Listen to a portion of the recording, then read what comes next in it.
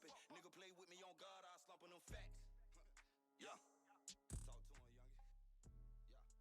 Yeah.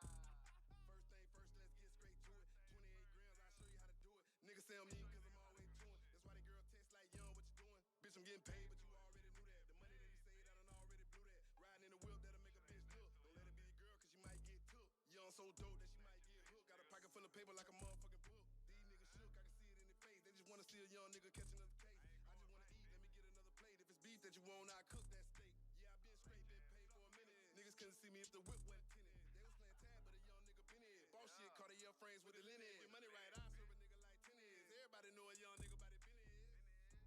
Bitch, we paid over here, my nigga, you heard me? Fast life. A nigga like really got it out of the mud, bitch.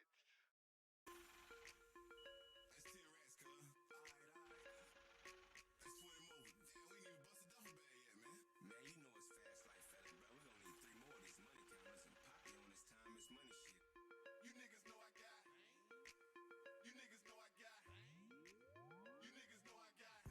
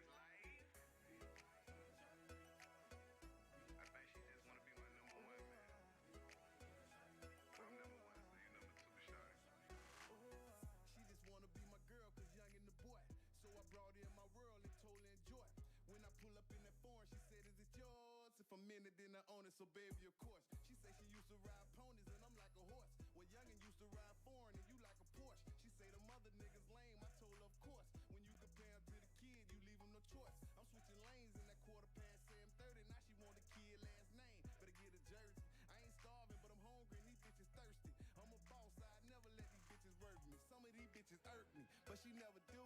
So that's why I keep her fly without a parachute. She number 2, that's only cause you bought a 1. She ain't my old lady when she get it done. She just wanna be the one. She just wanna be the one. She just wanna be my girl, cause young in the boy. She just wanna be my girl, cause young in the boy. She just wanna be my girl, cause young in the boy. Cause young in the boy. Cause young in the boy. She say the hood keep telling the young and the man. And that I'm eating cause I play with the pots and the pans. Drumsticks since they saying I play with them bands. I need a rider, shawty, how about you drive this sedan? Matter of fact, you looking good in them Dolce Gabbanas. And if your pussy smell like water, then I'm a piranha. She addicted to my swag is designer. You know a little Ralph Lauren, some Gucci or Prada. Probably thinking I'm a couple, but I ain't alone. I love it when she call me daddy, but I ain't your paw. She that baby like an 8th of Colombian raw. So I beat it up and watch her come back with some more. Play your position cause the kicker a part of the team. I ain't Martin Luther shouted, but young and the king. I had a dream and together we was ballin'. You ain't my old lady, but I false with you, shouted. She just wanna be the one. She just wanna be the one. She just wanna be my girl, cause young in the boy. She just wanna be my girl, cause young in the boy. She just wanna be my girl, cause young in the boy. Cause young in the boy. Cause young in the boy.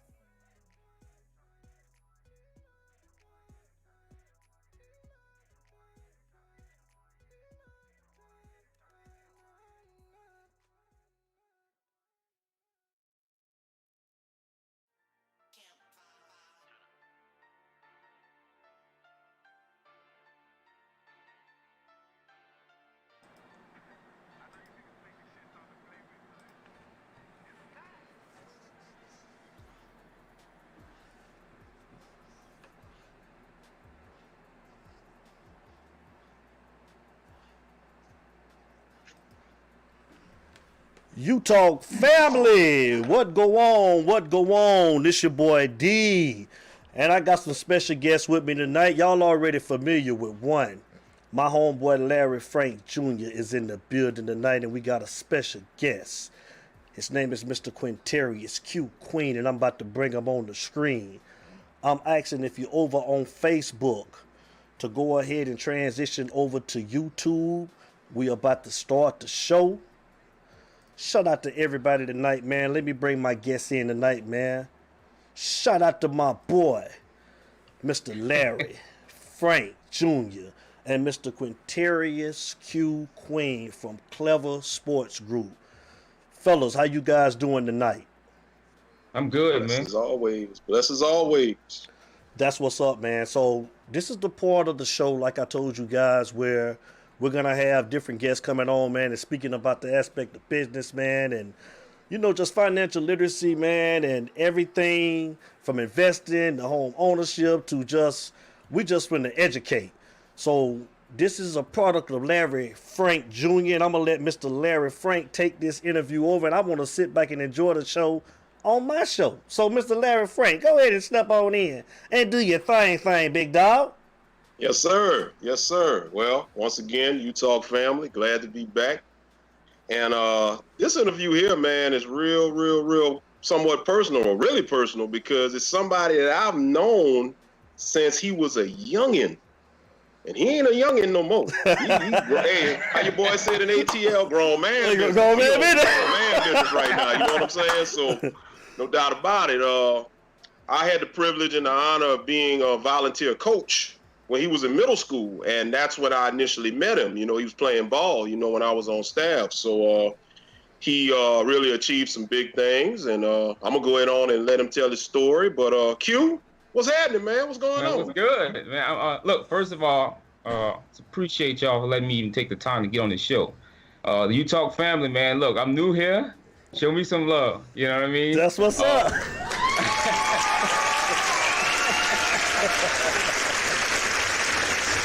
Hey, but getting into You it, Talk, baby. So my name is Q.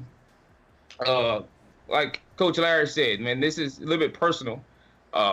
He'd known me since middle school when I was a baby. You know, like he said, I was a youngin at that point in time, and I've grown over the time being. No typical back person. No different. Just a regular typical back boy. I kind of was the one that kind of decided to use the resources and opportunities I had that was presented to me to kind of make a difference. Ended up going to college, ran track and field at UNO, got a scholarship there. Transferred from there, went to LSU. Going to LSU wasn't really my first option. I didn't want to go to the school, but since they threw me the most money, I decided to take that.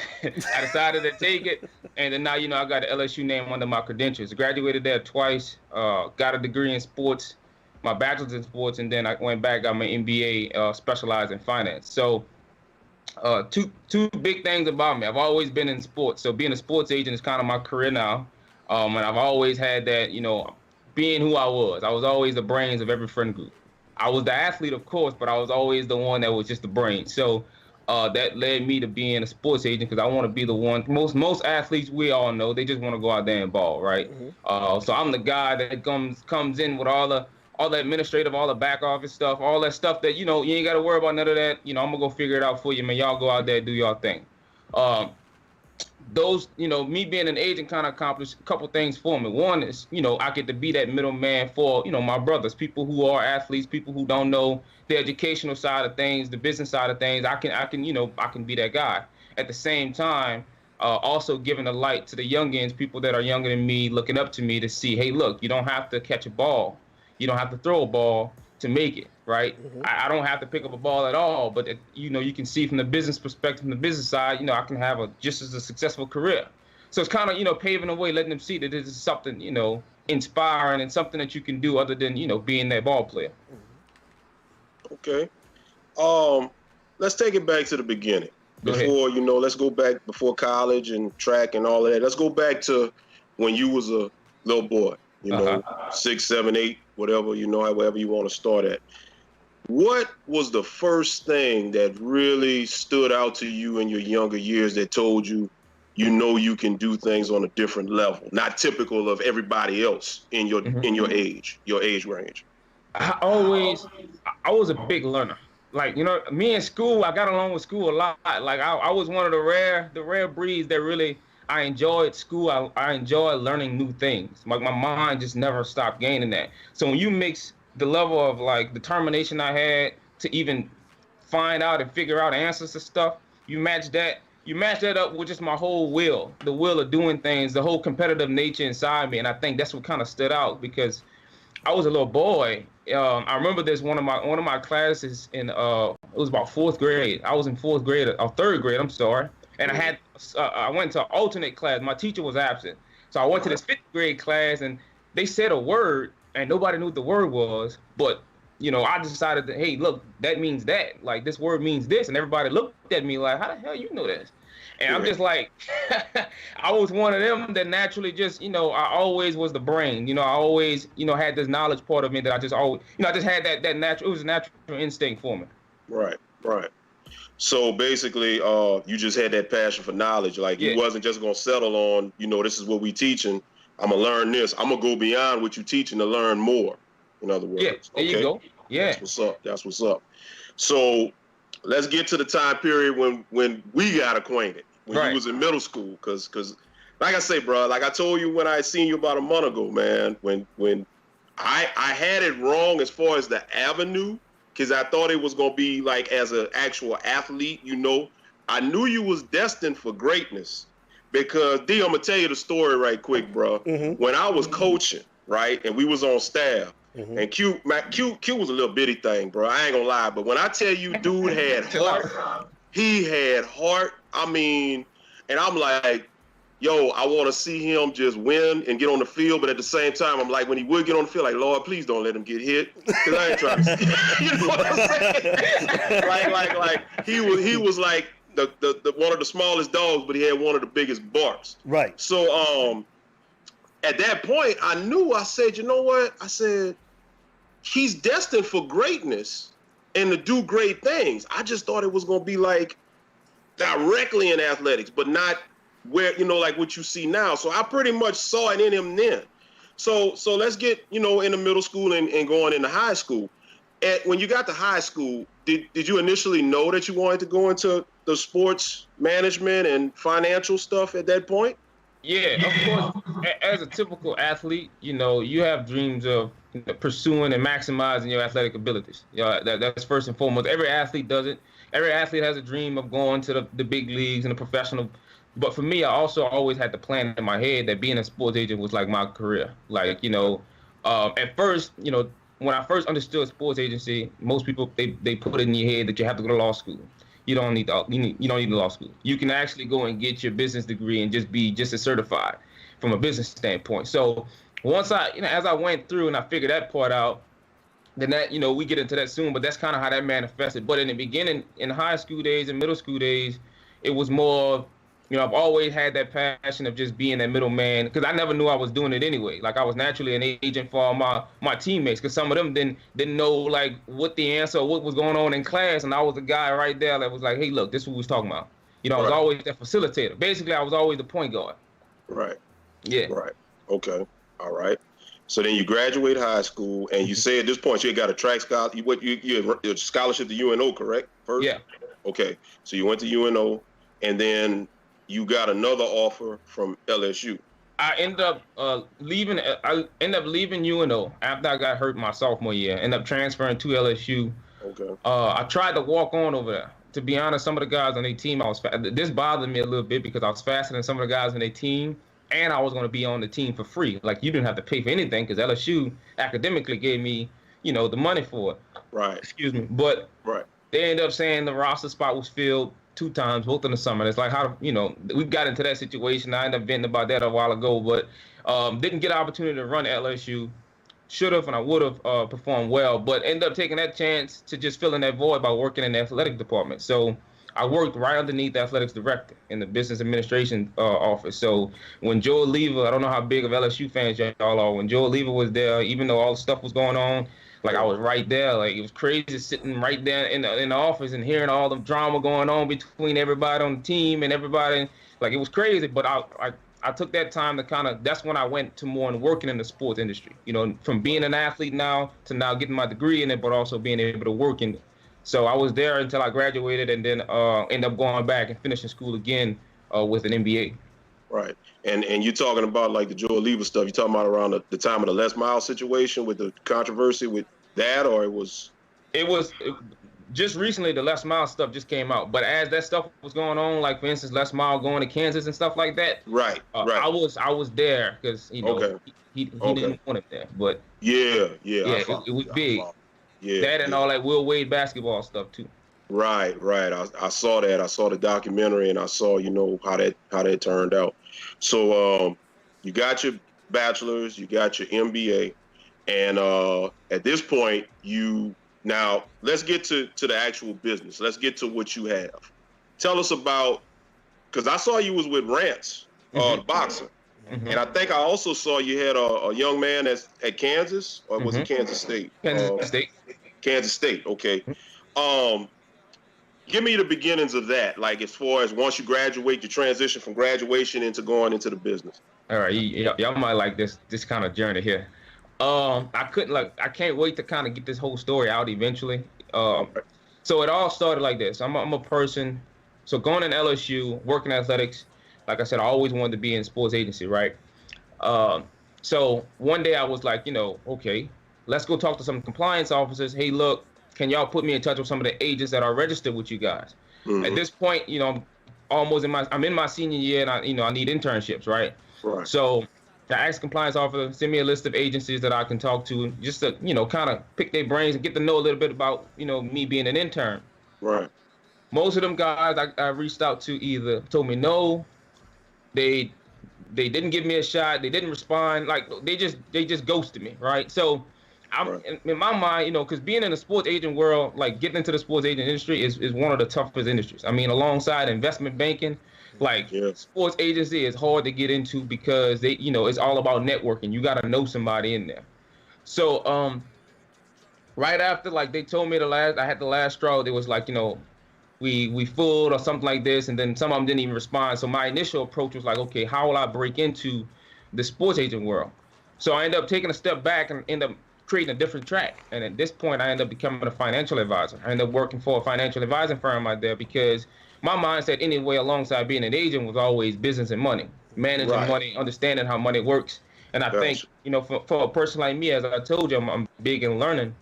I took the opportunity at that financial advising firm to learn more about, you know, just how money works, you know, what money does, how people can use money to work from you, and different things of that nature. So what happened was work there, and I got to understand into how to work with everyday people, normal people, because if I'm going to work with athletes, I want to understand how to work with regular people first. Did that for a while and ended up just not liking that after some point in time because I was ready to really get into the athletic world. So this is the point in time when now I had another shot at it. So Meek was going to the draft from Louisiana Tech, and I reached out to Meek and like, man, look, put me in touch with your agent. You know, because you got an agent, let me talk to him, do the same thing. And I talked to his agent and get a good conversation. I was like, you know, give me a shot, man. I'll work for you. I'll do it for free. You don't have to pay me anything. I just want to learn about the experience. I want to learn the day-to-day. I want to learn what you do on a daily basis to be an agent. That's it. Man flat out told me I shouldn't do it. Shouldn't do it. The agent world is this, the agent world is that. And I'm like, man, like, you know, I'm just trying to be your protege. You know, I'll go grab you a cup of coffee if I need to, but just I want to learn the insides and outs of how the business runs. But that was the last straw. Once he said no, that was when I decided, you know what, I'm gonna start my own. And that's when I started, you know, I still connect to a lot of different people in the sports industry. So I went picking their brains just to kind of get information about how agents and stuff run and and it's really, to be honest, once, you know, everything clicked, it's really simple. It's not that hard. It's not that tough. I don't even understand how people make it that hard. So I started with Rand. So we began with Rand's, and first of all, I always shout him out because that was my first client, and we understood we was experimenting with each other because in order for me to gain the experience and the credibility I needed to start somewhere. And with Rand starting his career early, that helped me, you know, get a chance to jump in there. So helping Rand, even though boxing wasn't my primary sport I wanted to dive into, it taught me how to manage somebody's emotions, manage losses, manage wins, manage the money that comes in, manage the average. Like, it taught me so much about the beginning, the foundational stuff of being an agent, right? And then this past season came, like NFL and basketball, like NBA and NFL, the top two sports I want to jump into before I end up eventually getting into baseball. So started with the NFL. This year, as I was going through the motions of just kind of figuring it out, I wasn't supposed to get a client this year. Honest to God, I was not supposed to get a client at all. But as I was recruiting, you know, I was sending, you know, people messages on Twitter and stuff like that. I was really trying to figure out what message worked. Like, what was the formula that worked so that way, okay, this doesn't work. It's kind of like, honestly, shooting your shot at a female. It's really honestly the same way. You got to see what works so you can keep going back to it. Right. Once I've kind of found the formula, you know, the guy Justin, me and Justin are like brothers now, but he's Kansas State linebacker. He's a team captain. So Justin, you know, we kind of sent each other emails on Twitter, and basically what he said was, man, I just need somebody that's gonna help me get a shot because all I need is a shot. And I told him, I said, well, all I need is a shot. You know what I mean? So straight up. So, and I think that gelled instantly to where he signed with me and he became my first football client. And Justin was a long shot. We all knew that. He was a long shot, being that he was a little older. At the same time, like, he was coming off an ACL injury the year before last. Even though last year was like his best season, the year before that he had an ACL injury. So he was a long shot. But it was a time for me. We both understood. Once again, it was my first time being an NFL type agent. But I'll give a lot of credit to him, Coach, honestly, because without him, I would have never gotten as far. Like, the guy took me to all the way up to the NFL draft. Like, I know the entire process from housing, training, to, you know, feeding, to the money, to everything that deals with, like, being an agent for an athlete. I went through it. And all the way up to the combines and the bowl games and all the events you got to go up to. Like, if it wasn't for Justin and me working with him and taking this shot while I could, I got 120 NFL scouts in my phone from almost every team except the Patriots and the Vikings. I got 120 scouts in my phone now. If it wasn't for him, it wasn't for that experience, I wouldn't even be in this position. Right. And then now with all of that, I'm poised for a really good year, honestly. Look, it's on the show and it's out there, but to be honest with you, next year could be record breaking. That's just me. Because, me being young and able to relate to these guys, it's a different, I'm not the same age. I'm not the traditional agent. I'm more relatable. I'm young, so we can talk. Like, you know what I mean? We're like brothers. It's like family here. Right. Yeah. So, and I'm glad you said that, because that helps me to lead into this segue here. The traditional agent that you look at, the older guy, kind of smooth, wearing a suit, slick talker. We see him on television. Now, you're in the business. You know it way more than us, regular cats here. We just see what we see on television. Yeah. Would you say that being in the position that you're in right now, being able to get as close as you are right now, is it pretty much what we see on television, what we're led to believe what we see on television? Because when you look at it on television, you're thinking it's just, let me just go sign a big-time player. Let me market myself, sign a player. He gets drafted. He gets this big contract. I get my cut. And you think it's simple, but I'm assuming, what's your stance on that? Nah. I can say it's not as hard, but it's not simple, if that makes sense. It's not simple, but it's not easy either. So it's really about managing a lot of situations that's out of your hands. That's the biggest thing. So the one thing you could control is when it comes down to housing and training and all that other stuff. You got to kind of figure that stuff out. That's the one thing you could control.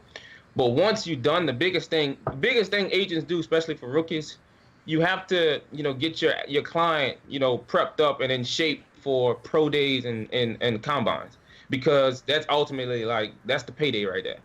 Because a bad combine and a bad pro day that's millions of dollars won or lost right then and there. Your stock either gonna plummet or it's gonna shoot up. Mm-hmm. Right. So that's when you gotta, you kind of risky, but it's realistically risky on how much money you have to invest in an athlete. Because if a guy is on the edge and he's like, a long shot, it's no point in me throwing $20,000 in training and housing, because dude might not even get signed, right? So it is risky, but as far as simple, you may see just on TV, somebody just signed with somebody. It might just sound all simple, but it's a lot of stuff that go into it, because as an agent, technically, we work for each other. I work for you and you work for me. I can fire you just like you can fire me. Mm-hmm. So it works like that in a way where it's more than just signing that contract. It's all about right after that contract, client management. You kind of really, you got to really hold on that word, or whenever they need you, you got to be there, because that's essentially what they signing. They signing for you to be there for them. Why they just go out there and ball, you be able to answer the questions and find the resources that they don't know how to answer. Right. How hard was it with COVID last year? Because I'm pretty sure, being able to have the face-to-face contacts, and a lot of times, you got to really be able to get in front of certain people.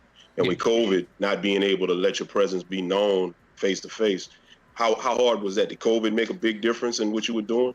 Honestly, yes and no. I'm going to put it to you like this. COVID for me was a blessing in disguise. As bad as it was, as terrible as it was for a lot of people, for me, it gave me the opportunity to kind of plan and map out. A lot of people, I don't know if people took advantage of the COVID situation as, well as they should have. I mean, of course, everything was bad. Don't get me wrong. It was terrible. And I feel, my condolences to a lot of families that have been affected about it, the entire COVID thing. However, the people who was in a position that was, you had no job, you had nothing going on. If you didn't take advantage of it as far as planning out your next move, you kind of got behind. You had a chance to kind of take that step forward. And I think I took advantage of that, because I just kept from studying and researching, just figuring things out. But as far as being an agent, it wasn't as difficult. The one thing that was kind of tough was the fact that some of the bowl games were very strict, so you couldn't get in there unless you was media and stuff like that. So you really couldn't go and watch, athletes perform. And I wanted to go the Reese's Bowl in Mobile. I wanted to attend that, but you couldn't do it because everything was kind of, blocked off. But as far as just, getting connected with people, with everything being virtual and on the phone, it wasn't that stuff. Because, we can still make those same, connections and phone calls, and just, you can still network the same way. I think just the in-person thing wasn't there. And I like to travel too, so that kind of did take a part of it because I like it ain't nothing for me to just hop on a plane right now. Anything over 4 hours, I'm on a plane. I ain't even bother driving. All right. If you just joining the show, we got Mr. Go ahead, D. Quintarius, Q Queen in the building, man. Founder and CEO. Larry Frank, go ahead, man. I just want to plug it real quick, man. Of Clever Sports Group, man. Shout out to the best producer in the world, Mr. King. KKK Production in the building. Go ahead, Larry Frank. All right. Being that you are younger and you new to the business, have you found that there's been some disrespect from maybe other agents? Because I know it's probably a lot of cutthroat stuff that goes on. I mean, you see stuff, you read stuff has come out here and there. Being that you're younger and you're just getting started and all of that, have you had to deal with just maybe other agents or agencies or whatever really trying to just mess you over? Not yet, and it's only because I'm gonna say not yet, only because they don't know I exist yet. Like Gotcha. they have no idea that what's up my sleeve. They have no idea what's going on my end. They have no idea who I've been talking to. So I'm gonna say not yet, and it's crazy because even though I say I am young and I am in this, I do have a partner, somebody who's licensed with me, just as young as me, but he's same ambition. We kind of on the same boat. But I do take the time to always say, just because I say I'm young, like I know how to surround myself with the right people to kind of, be my mentor, to kind of help me figure it, because I'm young. I want to always be around people with the experience already in the industry. So I got a lot of people who, different blogs, different sport, they do different sport journals and stuff like that. People that very much like, they're really big in the sports industry. I've been really in touch with a lot of high-powered folks just to ask them questions. Like, went to Dallas to one of the bowl games out there. And when I started talking to scouts, I was just asking them, hey, look, man, I'm new to this. What are some things about, like, I'm always asking questions to more experienced people because I never want to go on this thing. This is the one thing I tell everybody that's on my team. I never want you to go into any situation thinking you have it all figured out, because I don't. I constantly ask questions. Every day I learn every day. I'm growing every day. Like, it's the Kobe Bryant that signed me.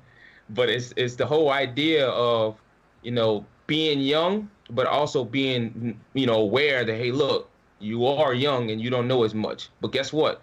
I don't know the answer to everything, but I bet you I can find somebody that do.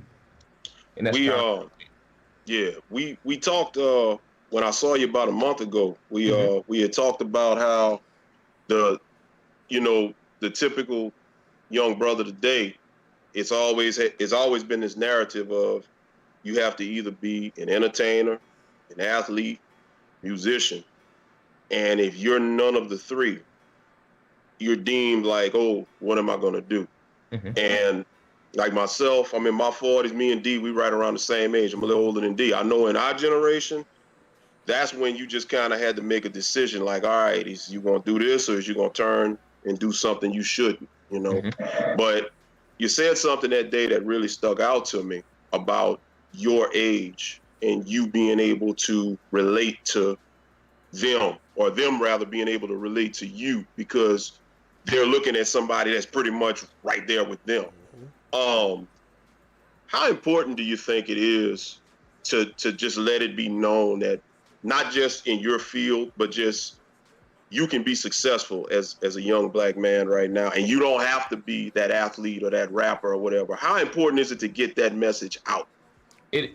It is like priority number one for me. Like I kind of live and breathe that every day. And I'm a guy who likes to move by actions, not by words, because I want to make sure. Cause I get sometimes I try to sit up here and tell people, hey, look, you should do this, but nobody listens to words.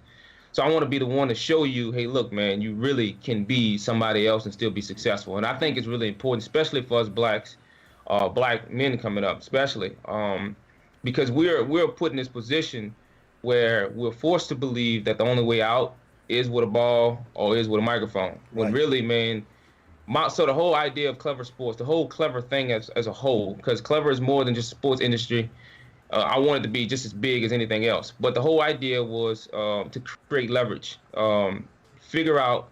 So my logo is a light bulb, and there's a light bulb for a reason. So my whole mission is that everybody on the planet, me, you, everybody on the show, everybody has something special about them, some type of superpowers. The issue with most of us in the world is either we don't know what those powers are or we don't even know how to use them. So Clever was invented to help you figure out what your specialty is and how you can use it to create leverage and figure out how you can leverage yourself in any position. Hence, it's like when a light bulb goes off over your head, when you figure it out, when you got that aha moment, like, oh, I just figured, like, that's the reason for the logo being that, because once that light bulb go off, you've now figured out, oh, snap, this is who I am, this is what I like to do.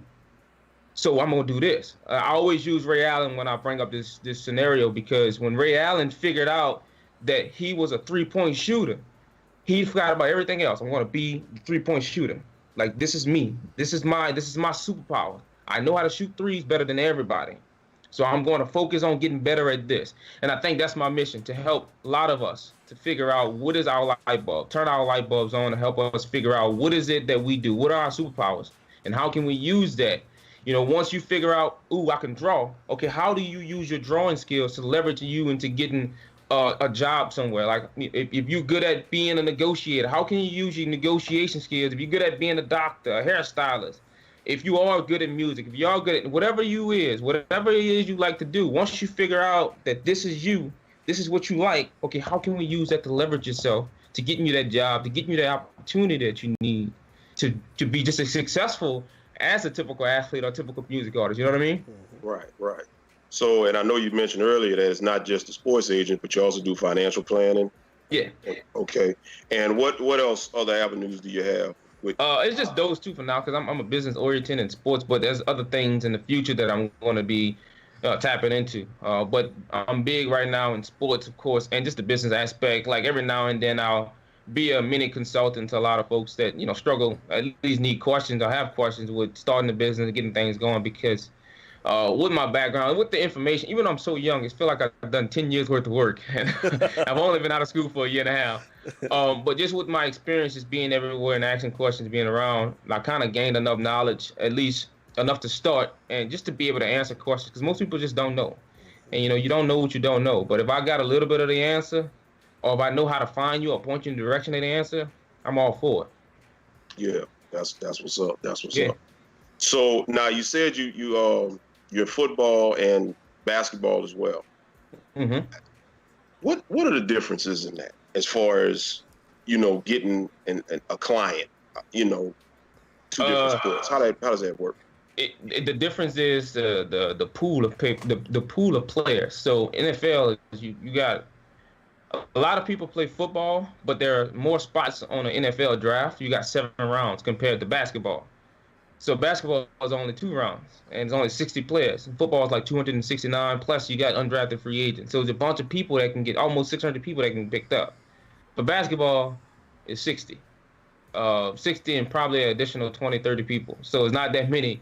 So it's hit or miss for basketball. You really got to hit the studs. You got to find the studs and, you know, use them. But that's the only difference between that. That's the only big difference between those two sports. And I know you're gonna deal with the attitudes. You know these athletes, man. They're divas. A lot of them are divas. You know, how can you kind of settle them down? Because, you know, you look at guys like they got the ability, like a T.O. You know, if you go back like a Ocho Cinco, I mean, you could go to Odell or whatever. You got all the talent and the ability of the world, but I know it's probably hard as it can be to keep that attitude in check. You know, you trying to negotiate deals. How do you view being able to keep that in check and being able to handle that? The main thing is, you know, one, I kind of settled it. You know, we kind of planned it out for 2 different things to happen. So the first thing is being able to sit down and communicate, like, understand, hey, look, man, chill out. You know, let me, you know, hold this, because if you don't, this is what you about to, you know, mess up. The second thing is, if it proceeds, if it keeps going that way, I'm like, honestly, the clients I want to go after are clients that are not like that. Mm-hmm. Because I want to make sure, you know, guys like, you can be as talented as you are, but bad character is one of the things that scouts look at. You know what I mean? And for a lot of athletes, even when you start off with bad character, you can be really good, #1 overall draft pick. Eventually, your character is going to take you out the league. Like, eventually, that character is going to catch up. If you was this, you know, I look at Darius Geis, for instance. Darius Geis was a high But his character, I knew a little bit about him when I got to LSU. His character eventually came out, and that forced him out of the NFL. Like, things like that really do happen. So, staying away from guys like that, it's easy, being young and being able to talk to him and be like, bro, chill out. But if it continues to proceed, it's kind of like, man, like, I really can't work with you because I can't do the job you want me to do because you're not really doing your part. You're not making it easy on me. Right. How fair, or should I say, how unfair is it that you look at some of these NFL teams that dig so far deep into a player's past? Like, they might go as far back as, like, high school. Because to me, that's just not right, man. We all been in high school. We do dumb things. What's your thought about that, man? Because you might have a guy, a great athlete that really matures, and something he did in his teen years goes against him. What's your thoughts on that? I don't like that. Honestly, I'm just like you. Because I think there should be a limit on certain things. When you go all the way back to middle school, high school, it's like, we kind of, I've grown up. Like, it's been 5-6 years away from all that. Like, I've grown up into a whole nother person, a whole nother man. So holding that against me is it's not fair. It's not fair at all. Especially when, I think they was doing a little bit of that to Justin Fields or something like that, just past draft. Like, they was kind of digging so deep into him and calling him a bad guy. And it's like, wait, that was like 8 years ago.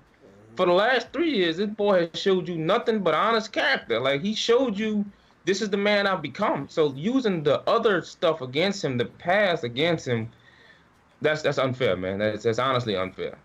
Yeah, it's like you go on Twitter, and like I say, y'all had the Twitter, social media in y'all high school days, and God knows if they would have had social media in my high school days, I might not be here right now. Right. Because the stuff I did.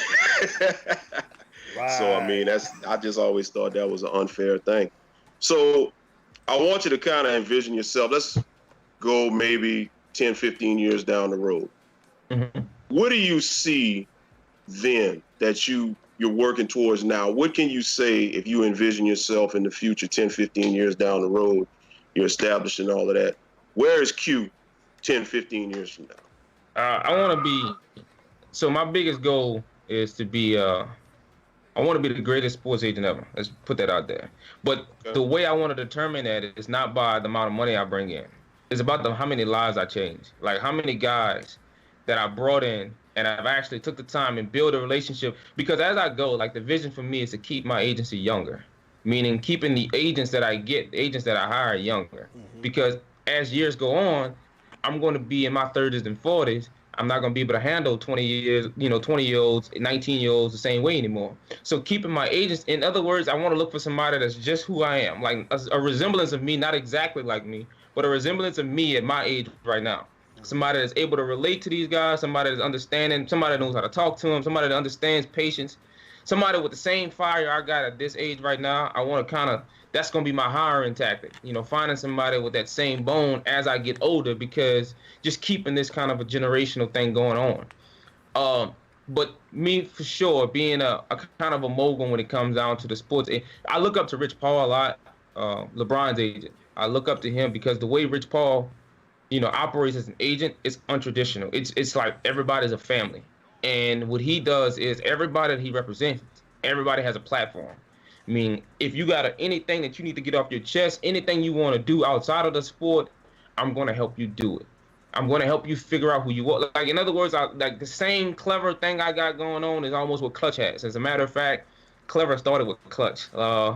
Because Rich Paul, like, Clutch is spelled with 5 letters. It's like Clever is spelled with 5 letters. I was going to make it Clever with a K, but I was going to be doing too much. I kept it at Clever with the C. To keep it, but it was a resemblance of Clutch Sports. It's the same thing as you look at the Clutch Sport logo. It's a fist, it's a hand grabbing the earth, right? And the earth is like, it's grayish looking color. The same type of logo is what Clever is. It's a light bulb, but with the earth in it, with the same grayish kind of layout. So it was a resemblance of Clutch Sports because I idolize Rich Paul. That's somebody I want to eventually meet to kind of pick his brain, just get to know him like on a really bro level. But I see myself being that guy, that icon, that person that showed that it's more than just being an athlete that can make you out of here. Because every athlete I want to represent, I want to make sure that, yeah, they're known and they're well respected in the professional sports world, but everything outside of sports, they are known just as much for that too. Right.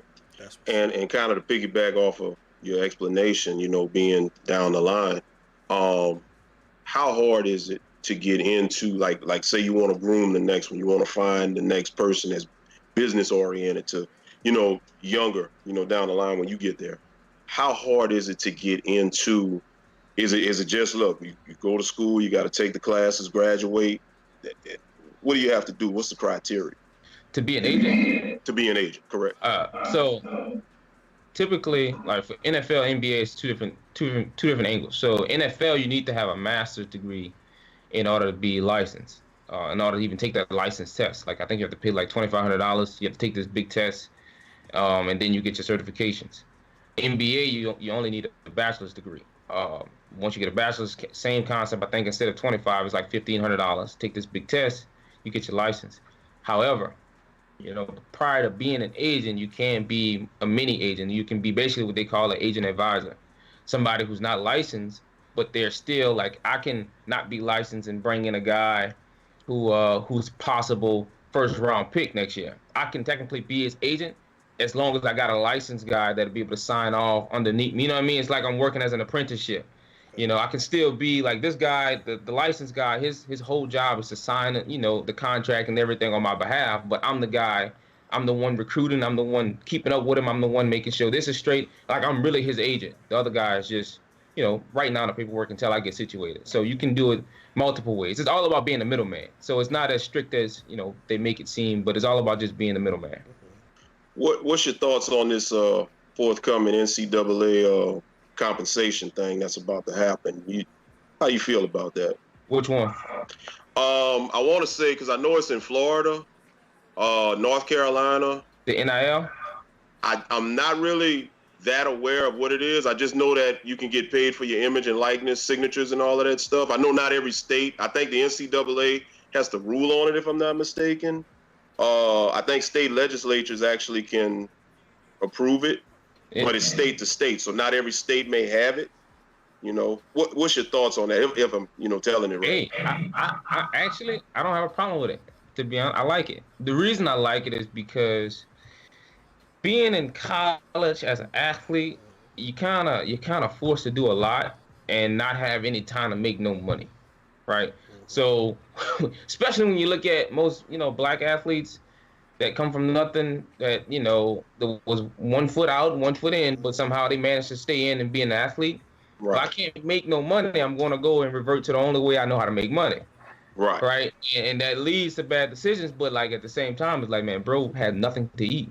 And of course, the NCAA counteracts that by saying we're paying for your education and tuition. But all of that is BS, because when 9 o'clock comes, I'm hungry and the cafeteria closed and I don't have no money to go eat. So it's, what am I supposed to do? Some people do, they try to find side hustles, cutting hair, doing something like that. But I like this too, because at the same time, this stadium that's selling out, everybody in here is wearing your number, even though your name's not on here. Everybody's wearing your number. And this school is benefiting so much of millions and millions and millions of dollars on you, and you only get a tuition, and then like that never sat well with me even when I was in school. So I actually like this idea, and I think it's going to turn out a little bit good, because if players use it right, if they take advantage of it the right way and not abuse it, I feel like it'll be something for the long haul. Because I think now they also have it to where most of them can get paid off their YouTube videos and Twitter videos, something like that. If you produce some nice quality content, you can start getting payments from that. Because at first, you ain't get nothing from them. You can't get nothing from nobody. True. Well, I mean, as they should. I mean, I've seen various debates where, certain people really are upset, talking about they should just play ball. That's what they get the scholarship for. And I'm like, what? That's not right. I mean, all it takes is one bad injury, and your career, your future is done.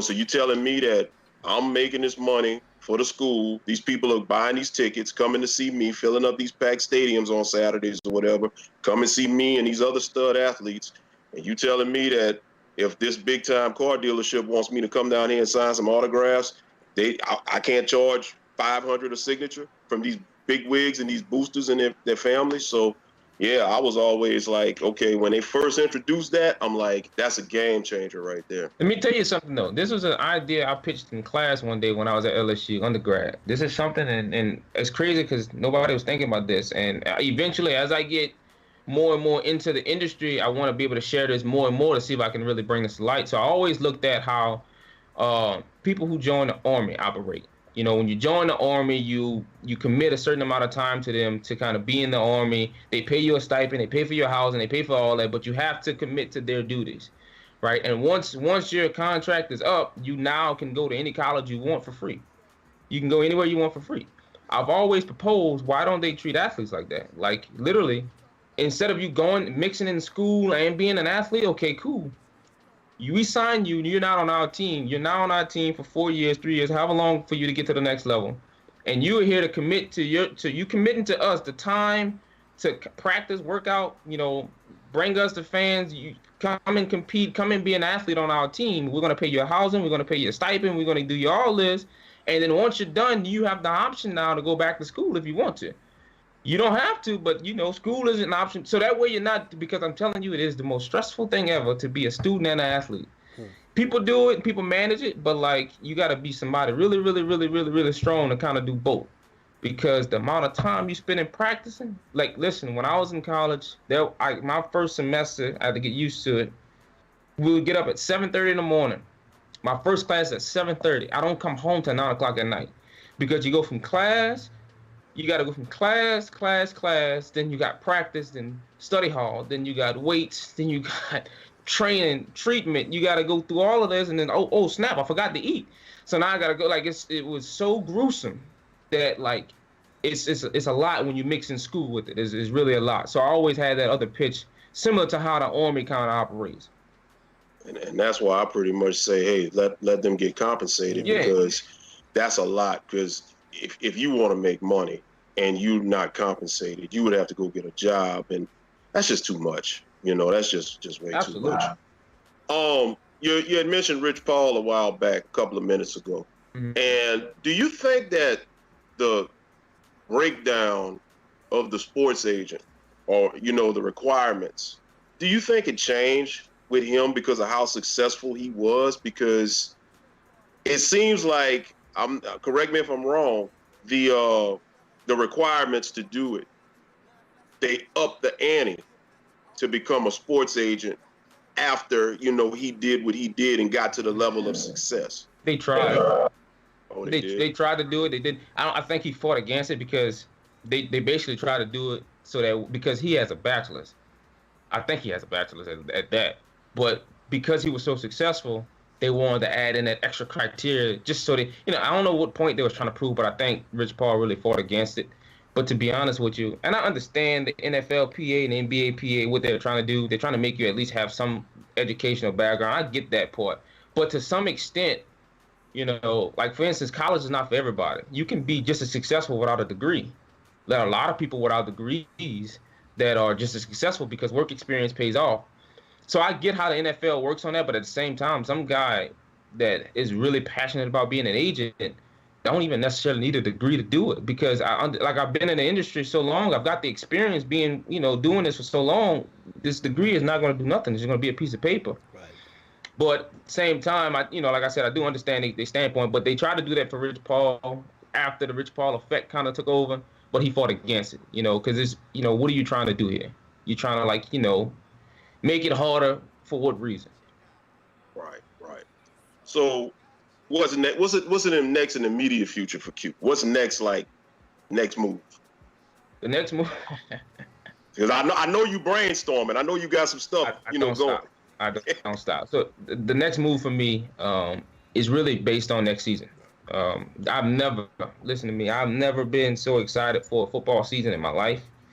Like, just past draft, I watched the draft different. Like, I wasn't even watching the draft as a fan. I'm watching to see why teams make certain moves. Like, I'm starting to understand why things happen from an agent perspective.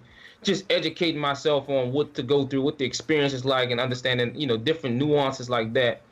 And as far as going into this season, based off all the stuff I went through last year with Justin and, you know, the things I went through with Reigns, I think I'm equipped enough to jump into these higher profile athletes.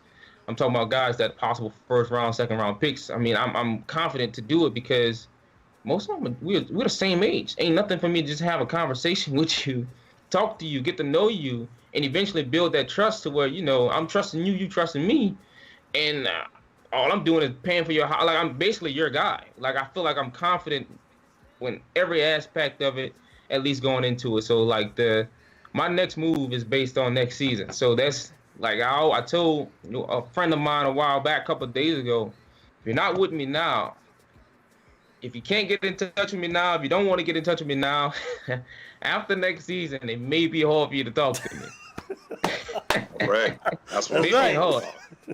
All right now. That's what I'm talking about. Yeah. So I know television is television. I watch Ballers. We all watch Ballers with The Rock. That I'm assuming nothing like we watch. Like it's pure entertainment. Like, right? Let me tell you, that show, I love that show so much. Ballers, like I love it because it's a resemblance of exactly what I'm going through.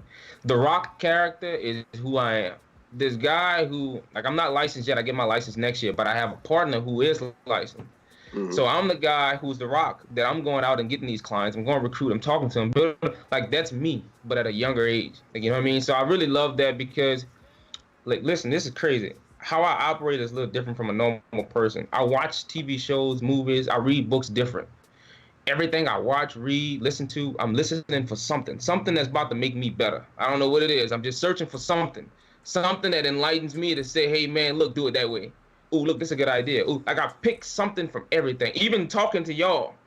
After this over, I'm going to relook at this. I'm going to listen to everything we said and figure out, okay, I could have did that. Something that makes me better because I think it's just installed in me to always get better after every situation. So, Ballers, that show, like, anybody in the sports industry, even if you don't like the sports, watch Ballers is a really good show to watch, man. It's really, really good, and I just like everything about it. Yeah, because they were saying that because I think it was an NFL player that produced it or whatever, he tried to tell the story that's as close as it gets. But like I say, man, the knowledge and the gems you drop in the night, it's like, yo, I'm seeing where I see the angle, but it's a lot of stuff that they're not telling you. As far as like you being an agent and dealing with, like you deal with the coaches as well, with the teams in certain aspects, or are you just strictly like management, and how does that all work? Somebody asked me about coaches the other day. Eventually I want to jump into that too, because helping coaches out, this is the same thing as helping an athlete. This is so, I think I figured out the formula of how to be the middleman. Like it's like I try to treat everything like a math problem. That's just how I understand it, because you're pretty much in the middle and you're connecting athletes to sports teams, right? And I can replace athletes with coaches. I'm connecting coaches to sports teams. I can use the trucking industry. I'm connecting, people who want to sell merchandise to people that want to buy merchandise. People with insurance, selling cars, car dealerships, same thing. I'm connecting people who want to buy a car with the cars itself. So being a middleman, being an agent it's a simple mathematical formula that it gets a little deeper when you understand the industry that you're in, but I kind of break it down to where it's like I'm the middleman. Literally, all I am is the middleman. You need this and he needs that. I'm connecting y'all together. That's pretty much my job. But as far as sports, I eventually want to break into that once I kind of get everything up with the NFL. Break into sports because, replacing athletes with coaches and assistant coaches like that, that's the same thing. You get a percentage of their contract, you get to help them out. It's the same, everything's the same thing. Yeah, because I mean, up until about maybe about 10, 15 years ago, I didn't realize the role that agents played in the coaches. I always thought it was just sports agent, athlete, sports agent, athlete. But now, when a big time coach, is on the hot seat or whatever, and he's being courted by another team, all of a sudden you hear that he has such and such agent, and this is who he's represented, through this guy and that guy and all of that. It's the same thing too. Like, coaches just want to coach. Some of them don't have that. Like, I can guarantee you, Nick Saban just signed a contract early this morning. I guarantee he didn't negotiate by himself. I guarantee that.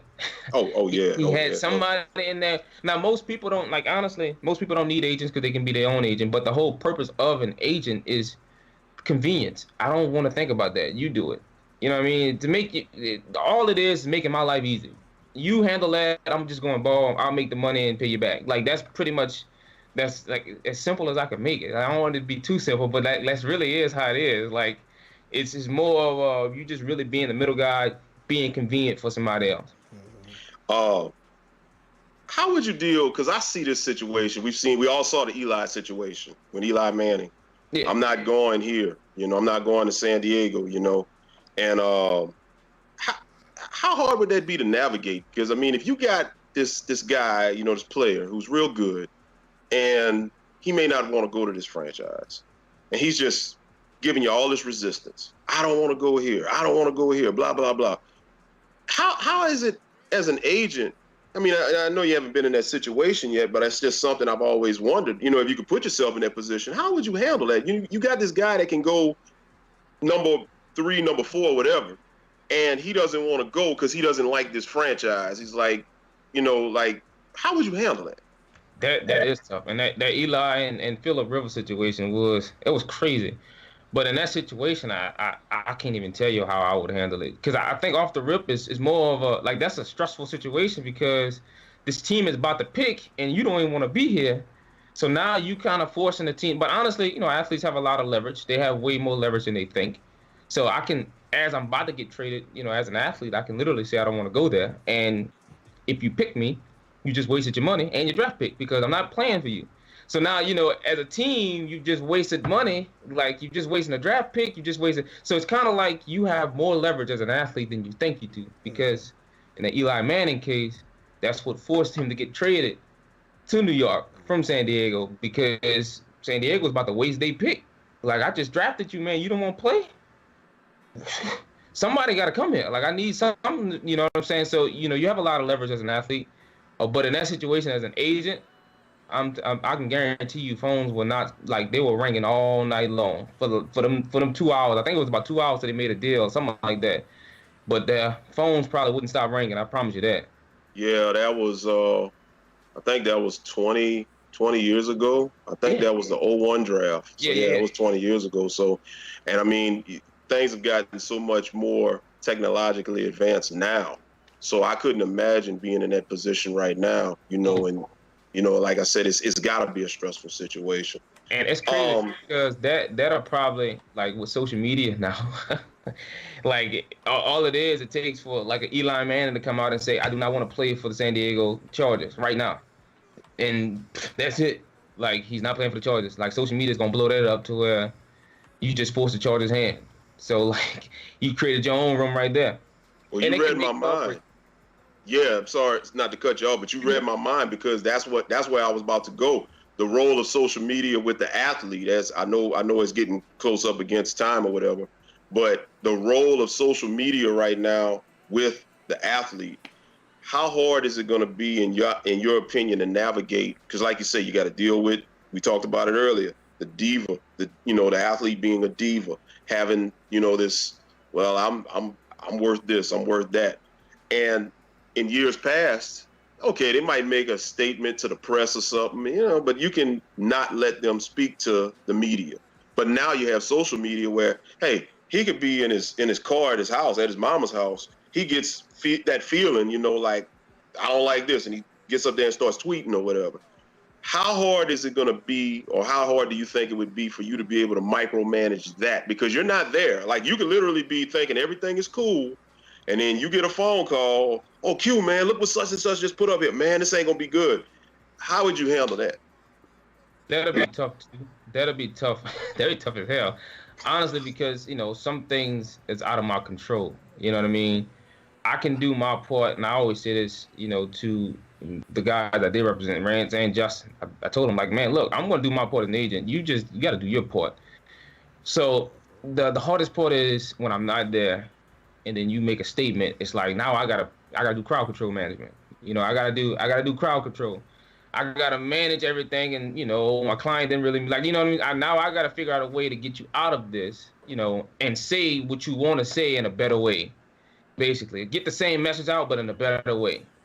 It's kind of kind of coming back and cleaning up the mess, because that's pretty much what agents do. Athletes mess up all the time. Antonio Brown, when he had his little situation, and then His agent came out and completely said, I'm going to release him until he gets help. You know, you got to come out there and kind of, you know, stop the bleeding, because if it gets worse, that can cost you a contract. That can cost you this, it can cost you so much, you know, and you're talking about millions of dollars here that were on the line. Like, I think Odell, I don't know if he signed a new contract, but when he was spazzing out, like, he was on the verge of losing a big contract, because people are going to use anything you do like that in a standpoint of the NFL's eyes as an athlete or any professional sports. Like, you're under a microscope. So you make one small mistake, when it's time for contract time, they're going to use everything against you. Like, if you did this, if you acted like that, man, remember back in I don't care how many stats you put on, I don't care how many yards you had, touchdowns, anything like that, anything you did before that damaged your reputation to a team, they're going to use that against you, because they think you might do the same. Even if it's something small, they're going to blow it up. But you got to be, as an agent, it's hard to manage that, because, you know, when I'm asleep or if I'm not around and then you're out and you go to a club and get in a fight, now I got to deal with this in the morning. You know what I mean? So it is tough to handle things that's out of, you know, your control. I swear you gave me PTSD when you started talking about Antonio Brown, because you know I'm a Steelers fan. I started thinking about Antonio and Le'Veon a few years ago, man. Like, man, I just got PTSD. Hey, y'all look good this year too, man. Yeah. But nah, Q, man, hey, man, I appreciate you, man, just giving your time and coming through and just schooling and educating everybody, you know, and being an example that, you know, there are other avenues, man. This is what I saw when I talked to you. This is what I saw, man. This is what I envisioned. And I was right. It might not have been about you actually playing the sport, but like I say, I'm going to say this where everybody can say it and you can vouch for me. Hey, I knew you was going to do some great things. And, hey, man, just keep on doing what you do. Somebody got to do it, bro. Somebody got to do it. Yes, sir. Yes, sir. I'm all for it. You Talk family, man. Let's give it up, man, for Mr. Quintarius Q, Queen, founder and CEO of Club. Club of Sports Group. Let's give it up for him, man. Appreciate that interview. Hey, I'm thinking about Rich Paul, boy. He say he like Rich Paul, man. That's his guy. Yeah, that's me. That's what's up, man. Q, man, anytime, man, we're going to want you to come back, man. Please don't be a stranger to the show, man. We want you to come back home, man, again, man, and give us some more gems, man. Y'all got me locked in. So whenever you need me, whenever you want me to come back, no problem. Just let me know. Oh, most definitely, man. Larry Frank, man. Get some shout-outs, man. Q, shout some of your people out, man. Give you shout-outs, man, and tell everybody where they can find you at, brother. Oh, man, shout out to all my team that's behind me, man. A lot of my brothers, my family, people that's been really pushing me, man. You can catch me on Twitter at Agent Q, Agent _QTWOO. And you can follow me on Twitter, on Instagram at QTWOO __. That's my social media tags. If y'all trying to get in touch with me, spread some advice, spread some wealth, spread some knowledge, man. That's all I'm about. That's what's up. Larry Frank, you got some departing words for the U Talk family, big dog. Man, look, we do it on Fridays, man, and let me tell you something. There's some bonus action for me, man. Being able to come in here, do it on a Monday night, man. We still having fun. Hey, loving what I do, loving being a part of this, and I just want to shout out the U Talk family, shout you out, shout out E. Gray, shout out Q, man, for coming on here, man. Like I say, bro, hey, love it. Appreciate y'all. That's what's up, man. And we're going to be back in 2 weeks, man, on the 18th, man. I'm going to have the Miami Hurricanes' second leading all-time scorer, Mr. Eric Brown, is going to be joining U Talk, man. Looking forward to that show as well. That's going to be on the 18th at 8 p.m., man. So we'll be looking forward to seeing you guys back in 2 weeks for that show, man. So look, Q, we do a thing here, man, where we do an outro, man, where me and Larry Frank throw up to you. I know you went to LSU, but you know we got to represent Q. You know what I'm saying? So Larry Frank, they know how we start every show, Larry Frank, and they know how we end every show. It ain't no us without you, baby. And we out. Shut up to my boy Q, man.